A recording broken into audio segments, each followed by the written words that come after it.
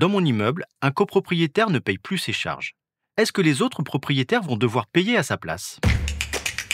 Vous écoutez un podcast imaginé par Le Particulier, le média de référence pour mieux connaître vos droits au quotidien.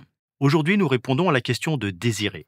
L'un de ses voisins ne paye plus ses charges de copropriété et le syndic l'informe que tous les autres propriétaires vont devoir payer à sa place. Il se demande si c'est légal. Alors à vos droits, prêts, partez.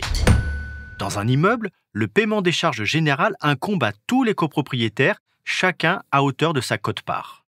Il s'agit d'une obligation fondamentale, la copropriété n'ayant pas d'autres ressources pour financer les dépenses collectives et assurer son fonctionnement.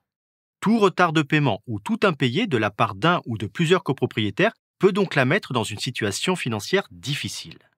Pourtant, il n'existe pas de solidarité entre les copropriétaires pour le paiement des charges de l'immeuble. Les dettes sont personnelles à chacun.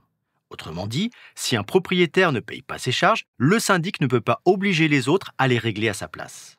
Toutefois, l'Assemblée générale peut exceptionnellement décider de répartir la dette d'un copropriétaire entre tous les autres. La copropriété se retournera ensuite contre le mauvais payeur. Mais avant d'en arriver là, le syndic doit utiliser tous les moyens à sa disposition pour obtenir le versement des retards de charges. Il doit réagir rapidement en cas d'impayé pour éviter que la dette ne s'aggrave. D'abord par une relance simple, puis par une mise en demeure de régler sa dette. Si malgré la mise en demeure, la dette reste impayée, le syndic doit engager une procédure de recouvrement devant le tribunal judiciaire. Et si l'impayé de charges met en danger le fonctionnement de la copropriété, l'Assemblée générale peut décider de répartir les sommes entre les autres copropriétaires. Il faudra alors préciser dans le vote le montant et les conditions de remboursement aux copropriétaires une fois la dette apurée.